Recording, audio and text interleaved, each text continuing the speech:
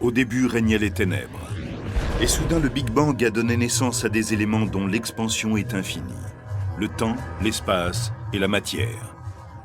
Chaque jour, de nouvelles découvertes éclairent les mystères stupéfiants de cet endroit que nous appelons l'univers. Sur Terre, nous sommes entourés de liquides. Nous en sommes même constitués.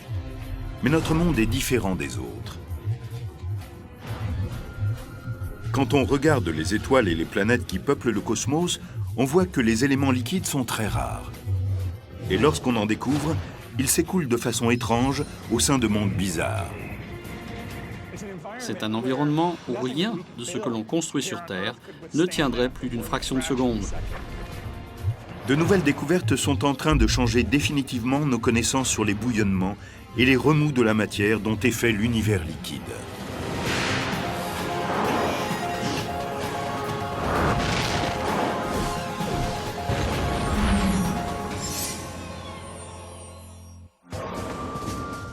Les liquides couvrent près de 75% de la surface de la Terre. Ils s'échappent du sol, tombent du ciel, et nous nous en servons pour éclairer et chauffer nos villes et alimenter nos moteurs.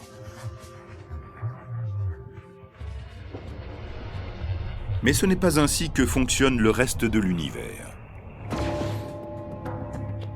Les liquides ne sont qu'une infime fraction de la matière. L'univers est essentiellement constitué de gaz, soit de gaz interstellaire, autrement dit le gaz qui est entre les étoiles, soit de gaz à l'intérieur des étoiles mêmes, soit de l'atmosphère des planètes. Tout le reste est la matière solide. Les planètes sont constituées de matière solide. Il n'y a vraiment que très peu de liquide. C'est ce qu'il y a de plus rare dans l'univers qui semble être le plus important. S'il n'y avait aucun liquide dans l'univers, je pense que la vie, telle que nous la connaissons sur Terre, n'existerait pas. Quand on observe d'autres systèmes planétaires, on se dit qu'il pourrait y avoir d'autres formes de vie qui n'auraient pas besoin de liquide quelconque. Mais à l'heure actuelle, il est difficile d'imaginer comment cela fonctionnerait.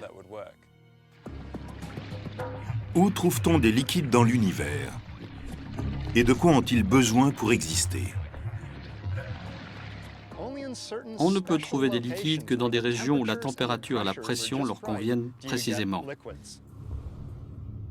Et l'une de ces régions est Titan, le plus gros satellite de Saturne. Titan est enveloppé d'une atmosphère épaisse, 50 fois plus dense que celle de la Terre. Mais sous son ciel orange et brumeux, faiblement éclairé par le soleil, scintillent des lacs.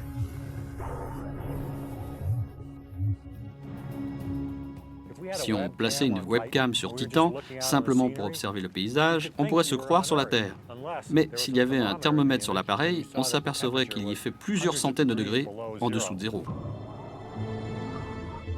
290 épouvantables degrés en dessous de zéro pour être exact.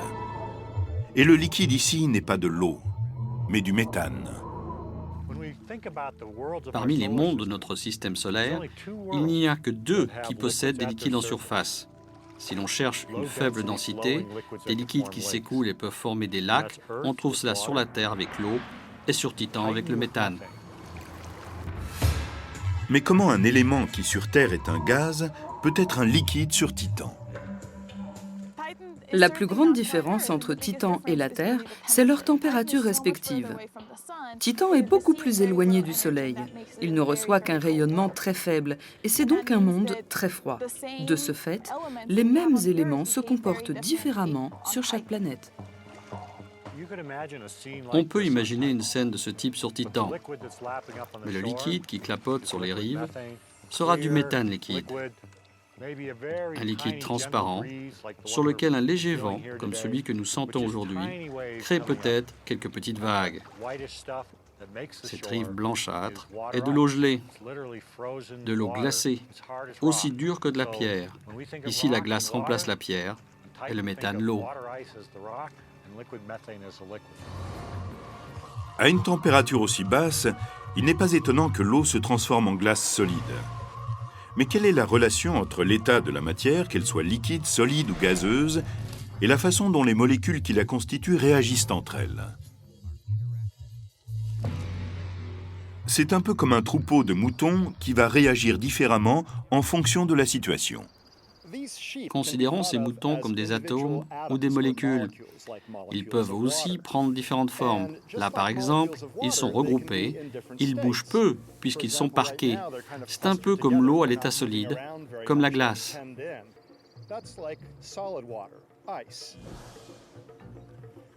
Dans un élément à l'état solide, les molécules sont parquées les unes contre les autres. Elles ne peuvent pas bouger. Lorsque l'eau bout et produit de la vapeur, elle change d'état. D'un liquide, elle devient un gaz. Dans un gaz, les particules qui le constituent, que ce soit des atomes ou des molécules, ont tendance à errer de manière assez chaotique, aléatoire. Elles bougent plus vite lorsque la température s'élève. Ici, les moutons se déplacent dans un grand champ, libres de se promener dans tous les sens. Ils ne doivent pas nécessairement rester ensemble. Ils peuvent aller d'un côté ou de l'autre. Ces moutons sont comme un élément à l'état gazeux. Ils sont éloignés les uns des autres, il y a beaucoup d'espace entre eux, et ils peuvent bouger sans contrainte. Mais un liquide comme l'eau est magique. C'est une matière qui est dans le flou entre la structure rigide du solide et la dispersion aléatoire du gaz. Dans un liquide, les atomes ou les molécules sont sous la contrainte de leurs voisins. Ils ont tendance à couler ensemble. Ils peuvent parfois se dépasser, mais ils se déplacent ensemble. Quand les moutons sont en troupeau, sous la contrainte du berger, ils vont ensemble d'un endroit à l'autre. On peut y voir l'image d'un élément liquide. Ils se déplacent légèrement, mais ne s'éloignent jamais vraiment du troupeau. Ils se déplacent tous ensemble. On pourrait dire qu'ils s'écoulent ensemble. Sur Titan, les températures extrêmes gardent les molécules de méthane collées ensemble, sous forme liquide. Celles-ci se déplacent donc comme un troupeau de moutons. Sur notre planète, le méthane est un gaz. Ces molécules flottent de façon aléatoire, comme ces moutons en liberté. Pour le transformer en liquide, pour que les molécules de méthane soient aussi serrées qu'un troupeau, les scientifiques doivent leur faire subir une pression 300 fois supérieure à celle qui règne à la surface de la Terre. On utilise le méthane essentiellement pour se chauffer ou faire la cuisine. C'est donc une source d'énergie importante, qu'il s'agisse de produire de la chaleur ou une énergie de propulsion. Le méthane liquide est une source d'énergie tellement puissante que la NASA le teste comme éventuel carburant pour ses fusées. À l'heure actuelle, des vaisseaux spatiaux sont lancés avec des réservoirs d'hydrogène liquide. Pour les lancements, le méthane serait plus économique, car il est plus léger et plus dense que l'hydrogène liquide. Et comme celui-ci, le méthane liquide s'enflamme facilement, grâce à la présence d'oxygène. Mais sur Titan, l'atmosphère manque d'oxygène, et le méthane ne peut s'enflammer. Sur Terre, on trouve de l'oxygène et de l'azote. Sur Titan, il y a du méthane et de l'azote. Ce sont les deux seuls mondes du système solaire où l'on trouve de l'azote dans l'atmosphère. En ce sens, Titan est comme une sœur de la Terre. L'oxygène est un gaz explosif qui serait redoutable sur Titan, car il y a du méthane partout. Sur Terre également, le méthane est un gaz dangereux, car nous sommes entourés d'oxygène. Sur Titan, le méthane liquide s'accumule dans des bassins dont certains sont aussi vastes que les grands lacs d'Amérique du Nord. Sur Titan, les lacs se trouvent au pôle Nord. Il y en a énormément. Au sud, on n'en a observé qu'un seul. Nous ne comprenons pas pourquoi les lacs se sont tous déplacés au nord et n'en ont laissé qu'un seul au sud. Pourquoi n'y a-t-il pas plus de lacs au sud? Une récente découverte pourrait nous fournir un indice important. En août 2003, les spécialistes ont détecté la naissance soudaine d'une tempête autour de l'équateur de Titan. Cela peut signifier que le méthane liquide adopte le même cycle que l'eau sur Terre. Il s'évapore des lacs d'une certaine région, puis retombe sous forme de pluie pour créer des lacs dans une autre région. Sur Terre, des nuages éclatent de temps en temps dans les déserts. Il pleut très fort et l'eau s'engouffre dans les vallées arides.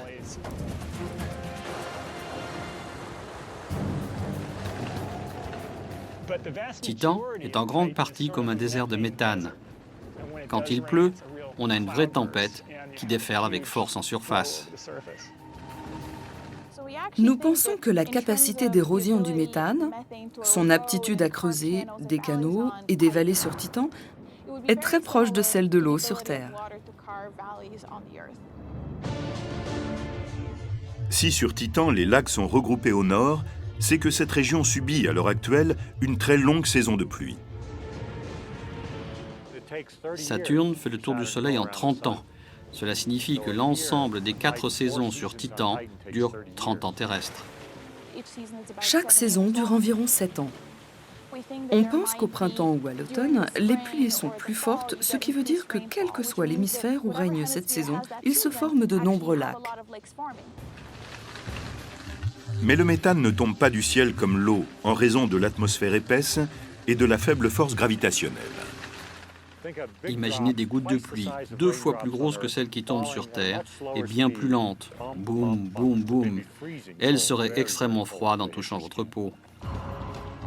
Mais le méthane liquide n'est pas de l'eau. Et celui qui oserait plonger dans un lac de méthane aurait une mauvaise surprise.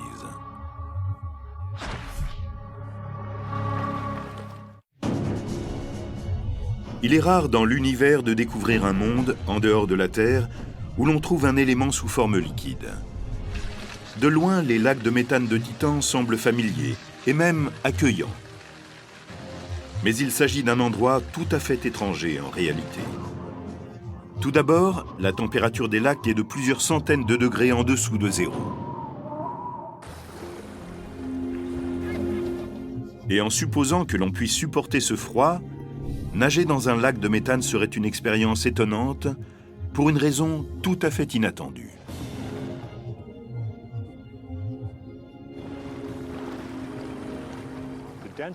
La densité du méthane liquide est très inférieure à celle de l'eau. Le nageur serait donc trop lourd et coulerait. Je pèse 90 kg. Dans l'eau, mon poids est proche de zéro. Dans le méthane liquide, il serait de 36 kg.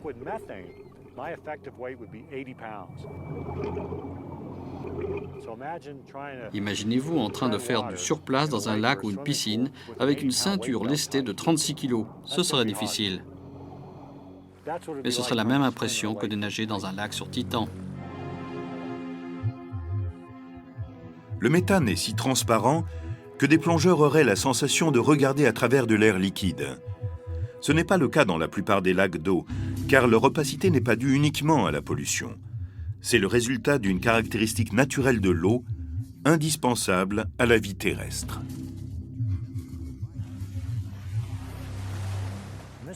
Dans cette cruche, il y a de l'eau, dont nous connaissons les propriétés. Et ici, on a un liquide qui ressemble à de l'eau, mais qui n'en est pas. Il s'agit d'un hydrocarbure, analogue au méthane liquide de Titan.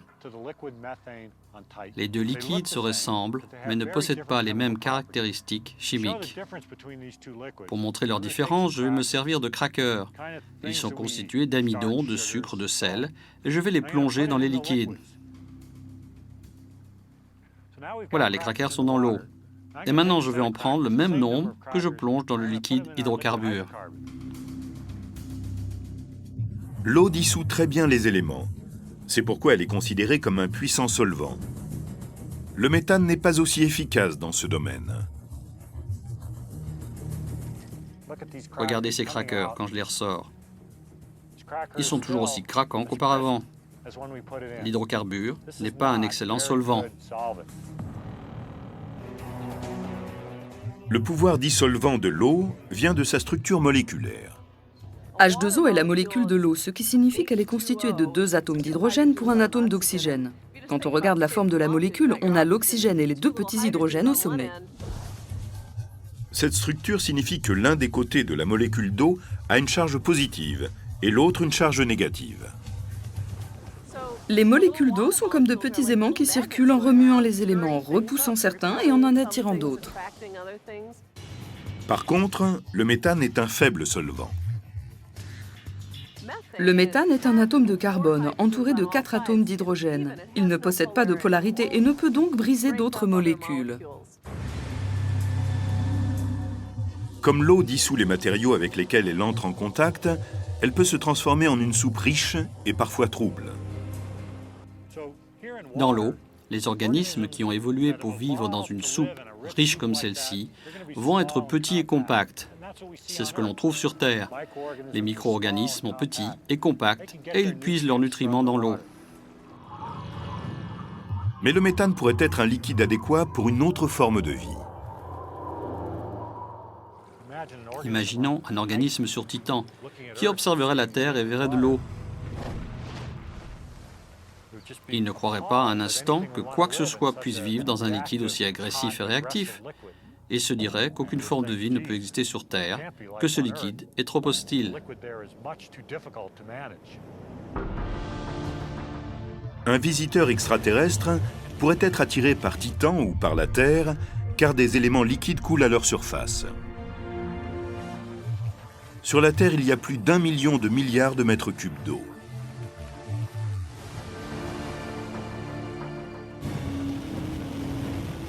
Mais cela n'impressionnerait peut-être pas les voyageurs interstellaires autant que ça, car aucune de nos 7 mers ne fait partie des océans les plus grands ou les plus profonds de notre système solaire. Jupiter, la 5e planète à partir du Soleil, recèle une mer immense et étrange qui s'étend sous ses mystérieux nuages. Pour aller observer ce liquide, il faudrait disposer d'un vaisseau spatial qui dépasse les limites de la technologie actuelle. Ce vaisseau devrait être en mesure de résister à d'énormes pressions et à des températures bien plus élevées que celles que l'on trouve à la surface du Soleil. Avec un volume de 1400 fois celui de la Terre, la géante gazeuse est principalement constituée d'hydrogène et d'hélium. Mais sous ces nuages, il est un point où le poids de cette atmosphère devient si important que les gaz se transforment en liquide, des tonnes et des tonnes de liquide.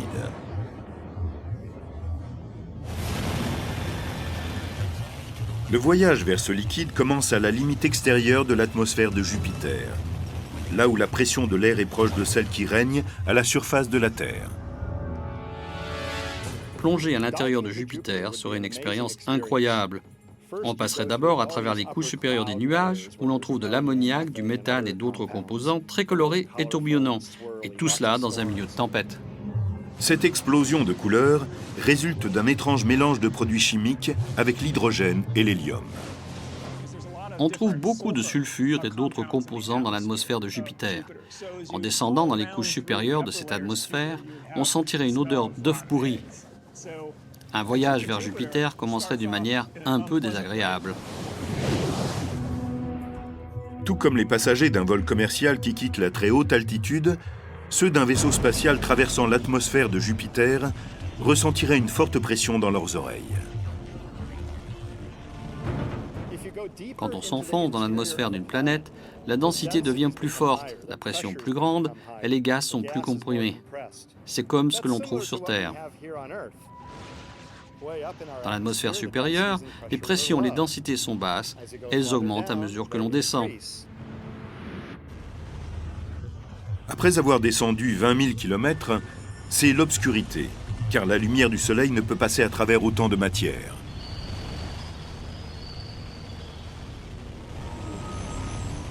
Mais à la fin, l'obscurité se lève. La lumière vient de l'océan de Jupiter, qui est juste en dessous. On ne plonge pas dans un océan sur Jupiter comme sur la Terre. Sur la géante gazeuse, il s'agit de traverser une vapeur de plus en plus dense, jusqu'à ce qu'elle devienne impossible de la distinguer d'un liquide très chaud.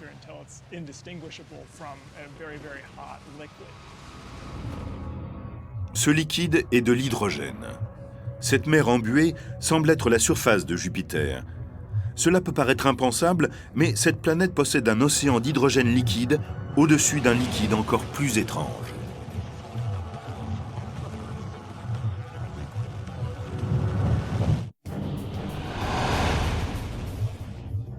Les liquides ne sont pas faciles à trouver dans d'autres mondes que le nôtre. Ils prennent souvent des formes que l'on ne peut imaginer sur Terre. C'est le cas de l'océan d'hydrogène de Jupiter. Aussi étrange que cela paraisse, le liquide le plus abondant dans l'univers est l'hydrogène liquide. Mais en fait, cela n'est pas si étrange que ça, car l'hydrogène est de loin l'élément le plus présent dans l'univers.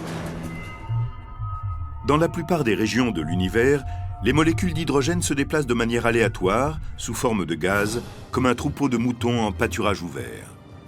Mais les conditions qui règnent sur Jupiter ne permettent pas aux molécules de se déplacer aussi librement. La différence entre les différents états solides, liquides, gazeux dépend de la proximité des molécules entre elles. Sur Terre, on voit des liquides se former à partir de gaz lorsqu'on laisse un verre d'eau glacée dehors. Quand l'air chaud entre en contact avec la surface du verre froid, la chute de température diminue l'énergie des molécules d'air qui se rapprochent pour former un liquide. Il n'y a pas que la température pour affecter l'état d'un élément. La pression joue aussi un rôle très important. Comme on peut l'imaginer, elle écrase en quelque sorte. Plus elle est forte, plus elle écrase les molécules les unes contre les autres et transforme le gaz en liquide. Même dans l'espace interstellaire où il fait plus de 450 degrés en dessous de zéro, un verre d'eau s'évaporerait. Si l'on place ce verre d'eau dans l'espace, ce n'est pas la température, mais la pression qui va permettre aux molécules de s'envoler et de transformer l'eau en gaz. C'est l'inverse qui se produit à l'intérieur du four qu'est Jupiter, où les molécules sont comprimées par le poids colossal de l'atmosphère. Si on comprime les particules, elles ne vibrent pas beaucoup et ont tendance à se coller les unes contre les autres. Elles se mettent à couler ensemble sous une forme liquide. Si on transportait de l'hydrogène liquide sur Terre et que la pression ne suffise pas à le contenir, il suffirait d'une très petite quantité pour revoir ce que nous savons de la bombe à hydrogène.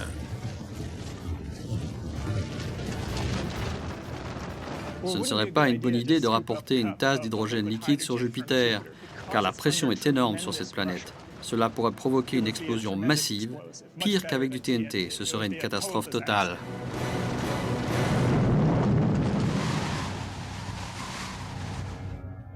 Dans les océans d'hydrogène liquide de Jupiter, la température s'élève à plus de 17 000 degrés. Il y fait plus chaud qu'à la surface du Soleil. Dans les profondeurs, la lumière bleutée indique que nous avons atteint un autre type de liquide. C'est encore de l'hydrogène, mais sous une forme très spéciale. C'est de l'hydrogène métallique. C'est plus lumineux que le Soleil et plus bleuté que sa surface. C'est un environnement où rien de ce que l'on construit sur Terre ne tiendrait plus d'une fraction de seconde. Dans l'environnement extrême de Jupiter, les molécules d'hydrogène engendrent le comportement très étrange des océans.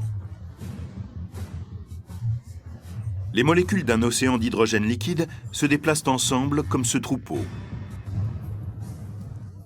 Ou plutôt, comme les autotamponneuses qui circulent sur une piste fermée. Ce qui fait la spécificité d'un liquide, c'est la capacité des atomes et des molécules à glisser les uns près des autres.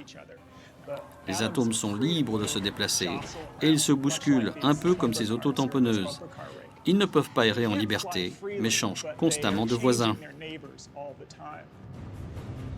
À l'intérieur de chaque atome d'hydrogène, qu'il soit sous forme liquide ou gazeuse, un seul électron est attaché au noyau, siège du conducteur de l'autotamponneuse atomique.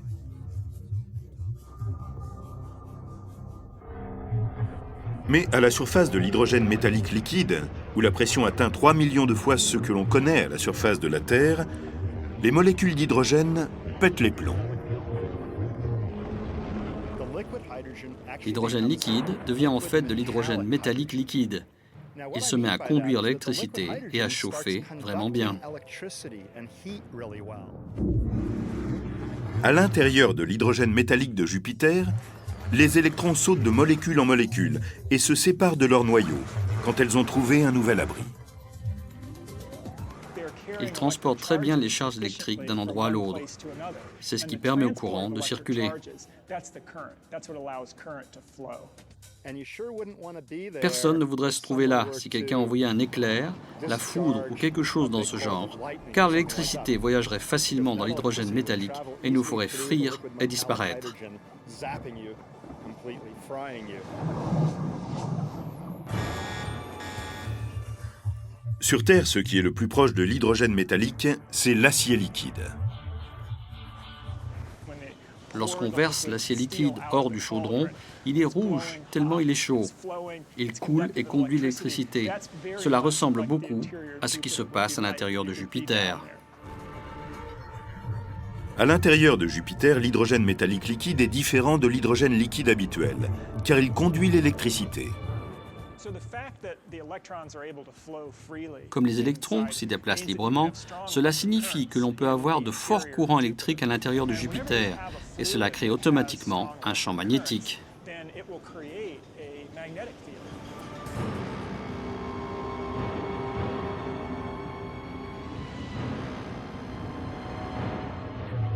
Le champ magnétique de Jupiter couvre une zone de 6 millions de kilomètres de diamètre.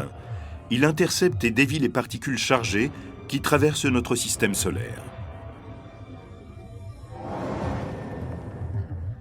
Mais le champ magnétique le plus important et le plus puissant de l'univers est généré par d'étranges corps stellaires qu'on appelle des étoiles à neutrons. Ces champs magnétiques peuvent aussi être produits par un liquide. Mais l'intérieur d'une étoile morte est le dernier endroit où l'on s'attend à voir s'écouler quoi que ce soit. Une étoile à neutrons est comme un gros morceau de matière de neutrons extrêmement serré. On appelle cela de la matière dégénérée, car elle ne peut être plus serrée. La plupart des matériaux que l'on comprime deviennent plus denses, mais ce n'est pas le cas de la matière dégénérée. On peut la comprimer, cela ne change rien. Les étoiles à neutrons font environ 20 km de diamètre, la taille d'une grande ville. Les étoiles à neutrons sont tellement massives, leur masse est tellement comprimée qu'elles finissent par déformer l'espace même.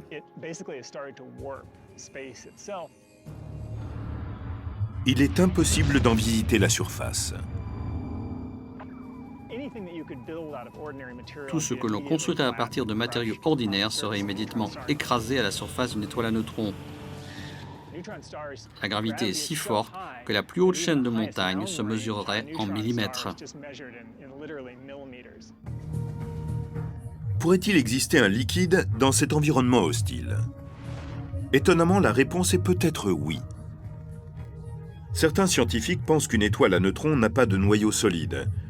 Son intérieur pourrait se déplacer si librement qu'il serait rempli de ce qu'on appelle des superfluides, c'est-à-dire des liquides sans épaisseur ni viscosité. La viscosité permet de mesurer la résistance d'un fluide à l'écoulement. Une matière à basse viscosité, comme l'eau, s'écoule très facilement. On peut voir la vitesse à laquelle elle coule dans ce bol, mais le miel d'un autre côté est très visqueux. Plus le fluide est épais ou visqueux, moins il s'écoule et moins les choses peuvent se déplacer à l'intérieur de celui-ci. Un superfluide a une viscosité zéro. C'est un liquide si fin qu'il n'arrête jamais de couler. L'étrange fluide présent à l'intérieur d'une étoile à neutrons possède les propriétés de ce qu'on appelle un superfluide. Autrement dit, si on met en mouvement un courant de ce type, on peut provoquer un vortex à l'intérieur d'une étoile à neutrons. Et il continuera à couler sans cesse, sans jamais s'arrêter, car il n'y a aucune viscosité qui puisse interrompre le courant. Certaines étoiles à neutrons tournent comme des toupies, effectuant plusieurs rotations par seconde. Et comme l'hydrogène métallique sur Jupiter, cette région intérieure superfluide, transportant des particules énergétiques, génère un champ magnétique massif. Mais le champ magnétique d'une étoile à neutrons est des millions de fois plus puissant. Notre planète possède un liquide très agité à l'intérieur d'elle-même. Bien que personne ne l'ait jamais vu, la vie sur Terre ne pourrait exister sans lui.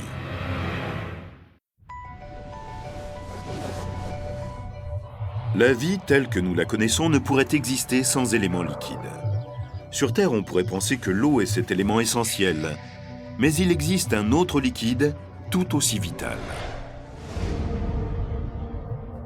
À 3000 km sous la surface où règne une chaleur de 7000 degrés, une mer de fer liquide de presque 1,5 km de profondeur enveloppe le noyau solide de la Terre. Mais comment les scientifiques peuvent-ils être sûrs de ce qui se trouve à l'intérieur de la Terre?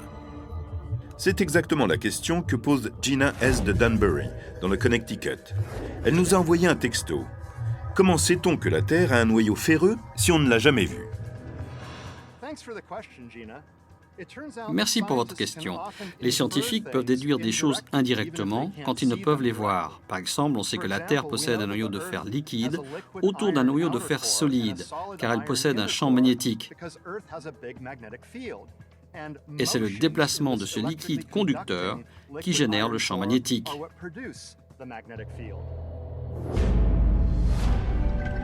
S'il n'y avait pas de champ magnétique, la vie sur Terre en souffrirait. S'il n'existait pas, toutes les particules chargées venant du Soleil et de l'espace s'élanceraient dans l'atmosphère et entreraient en interaction avec des cellules vivantes, provoquant de nombreuses mutations cancéreuses. Contrairement aux conditions qui règnent dans le noyau, celles à la surface transforment le fer en un métal tellement solide qu'on l'utilise pour construire des tours ou de longs ponts. Mais dans certaines régions éloignées de la galaxie, il y a des mondes tellement chauds et denses que le fer n'est rien de plus qu'une bruine humide. Elles sont pour la plupart sous-estimées et incomprises, trop grosses pour être des planètes, trop petites pour être des étoiles. On les appelle des naines brunes. Ces objets sont comme des versions XL de Jupiter. Ce sont des géantes gazeuses, mais elles sont 75 fois plus grosses. Dans une certaine mesure, les naines brunes sont des étoiles ratées. Elles ne sont pas assez massives pour produire des hautes températures et des pressions internes suffisantes pour enflammer l'hydrogène classique et brûler ensuite un bon moment. Ces étoiles sont quand même très chaudes. Et malgré leur nom, elles ne sont pas brunes. Si on était sur place, on pourrait voir une espèce de lumière rouge-orangée dégageant tellement de chaleur qu'on serait brûlé à proximité d'une naine brune. Elles sont tellement chaudes que leurs nuages ne sont pas constitués de vapeur comme sur Terre, mais plutôt d'une vapeur de fer gazeuse.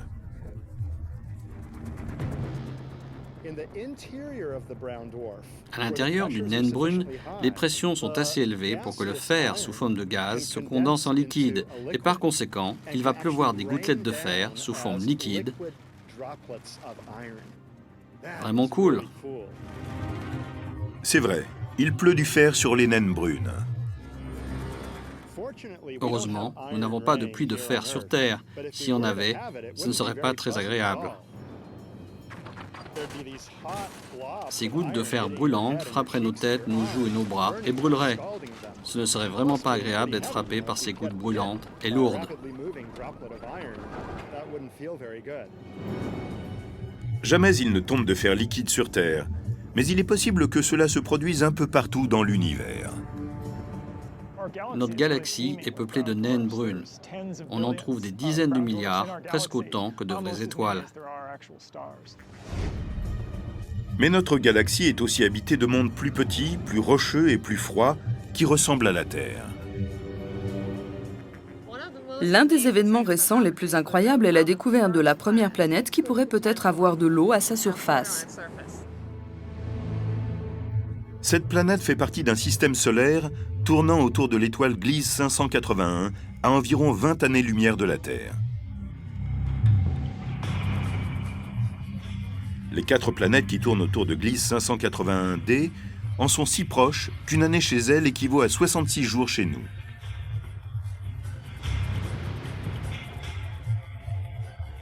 Mais c'est bien si l'on cherche une planète sur laquelle il y ait de l'eau, car Gliese 581d est plus petite et moins chaude que notre Soleil.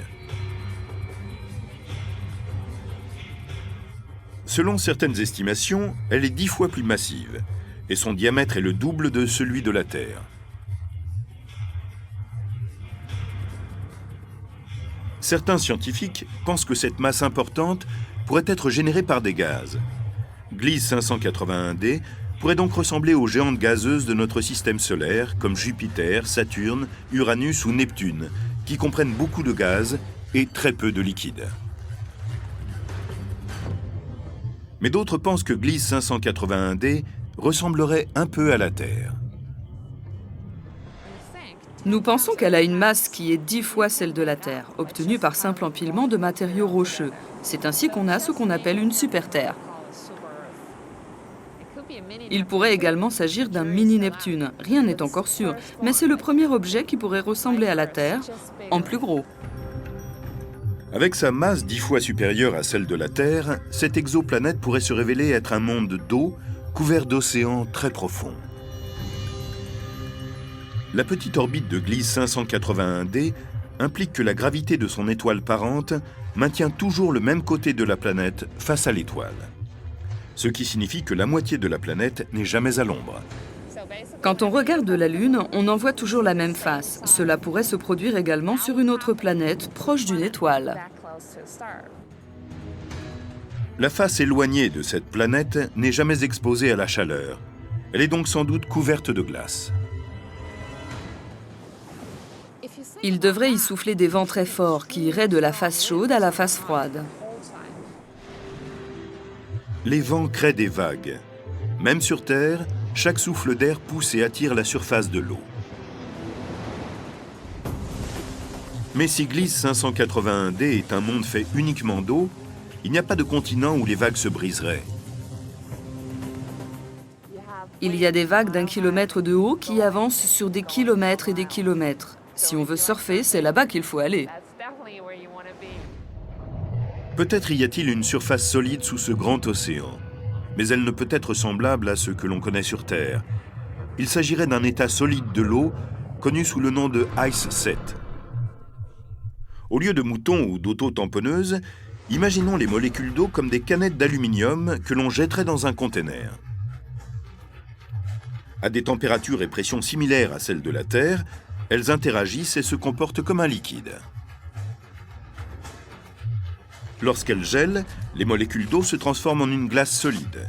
C'est une structure moléculaire que les scientifiques appellent Ice 1. Si Ice 1 est celle que vous et moi utilisons, c'est qu'elle n'a pas beaucoup d'énergie pour bouger, tant elle est froide. Un grand océan dans un monde d'eau ferait des kilomètres et des kilomètres de profondeur. Et comme sur Terre, plus l'océan serait profond, plus la pression serait grande. Si la pression est assez forte, il se produit un phénomène étonnant. L'eau se transforme en un type de glace solide et chaude. Si on augmente la pression d'un liquide, on peut le transformer en solide, car on comprime tellement les molécules et les atomes qu'ils sont comme parqués. Ils ne peuvent pas se déplacer les uns par rapport aux autres, ils ne peuvent pas s'écouler. De hautes pressions peuvent créer une variété de glaces solides, avec une structure interne différente de la glace gelée, ou Ice 1. Ce qui différencie Ice 1, 2, 3, 4, 5, 6 et 7, et cela va sans doute jusqu'à 10, et peut-être beaucoup plus loin, c'est en réalité la différence de pression. La différence que l'on connaît entre Ice 1 et les autres, c'est que pour les autres, la pression agit sur les canettes. Sur une planète aussi massive, la pression de l'eau peut atteindre plusieurs millions de fois ce que l'on connaît sur Terre. Cela signifie que l'Ice Set pourrait se former sous les océans de Gliese 581d. Si on plongeait dans cet océan, les 70% d'eau de notre corps deviendraient de la glace. Ce n'est donc pas une bonne idée.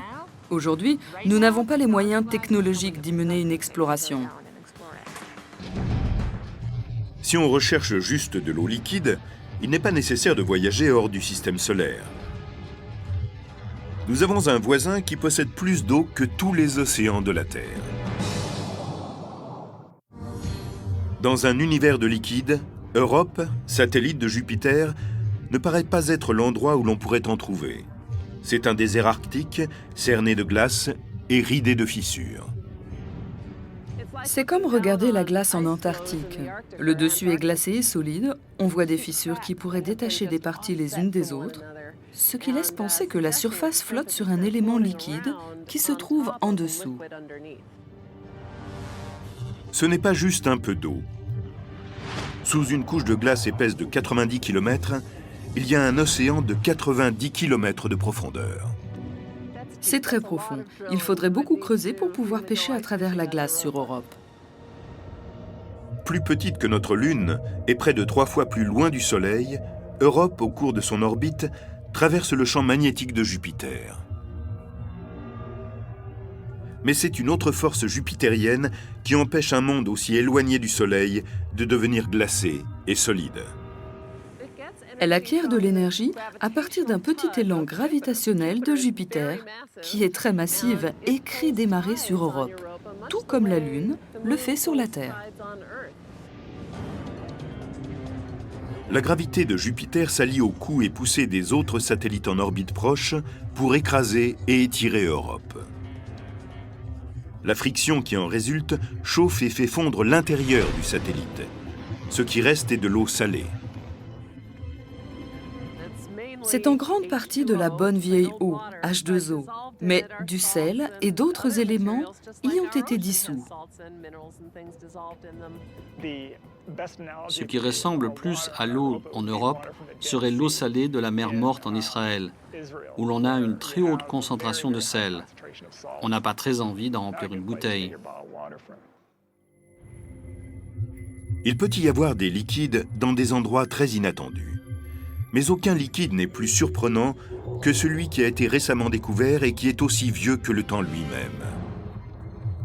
Il y a 14 milliards d'années, l'univers a débuté sous la forme d'un point infiniment petit. Il a jailli d'une explosion cosmique connue sous le nom de Big Bang. Il s'est agrandi et encore agrandi. Des particules étranges et des gaz se sont refroidis, puis rassemblés pour former des étoiles, puis des systèmes solaires et des galaxies. Mais remontons juste après le Big Bang, avant que les protons et les électrons ne se combinent pour former les premiers atomes. Tout filait, entrait en collision. Les éléments s'écrasaient l'un sur l'autre, si bien qu'on en est arrivé à ce qu'il n'y ait pas assez de liberté pour que les particules puissent trier, s'installer et s'assembler pour former les choses qui nous sont familières aujourd'hui. Au début, l'univers était comme un désert nu, brûlant à une température de millions de milliards de degrés, une collection hasardeuse de particules que l'on appelle les quarks et les gluons. Les quarks et les gluons sont des constituants fondamentaux des noyaux qui forment nos atomes.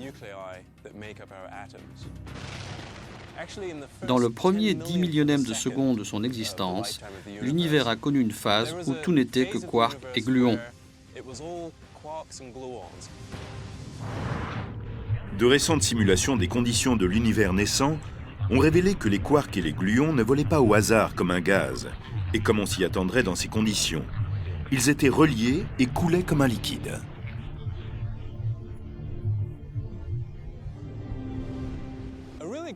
Un excellent exemple de cela est le sable. Nous avons ici une poignée de sable qui est faite d'un tas de petites particules qui sont pour l'essentiel comme de petites pierres.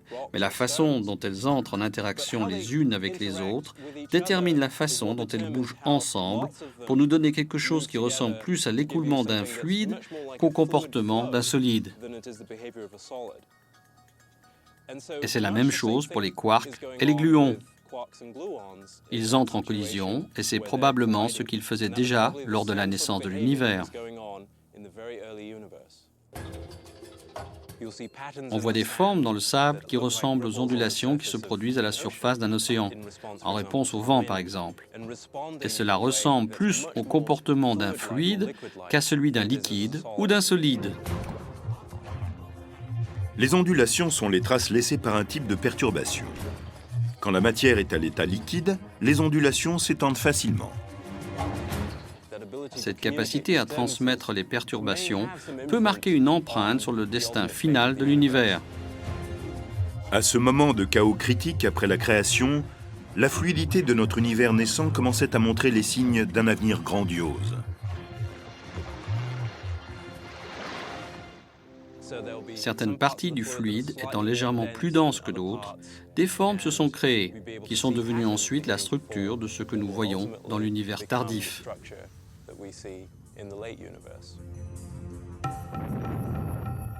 Le mouvement fluide est brodé dans le tissu de l'espace et du temps.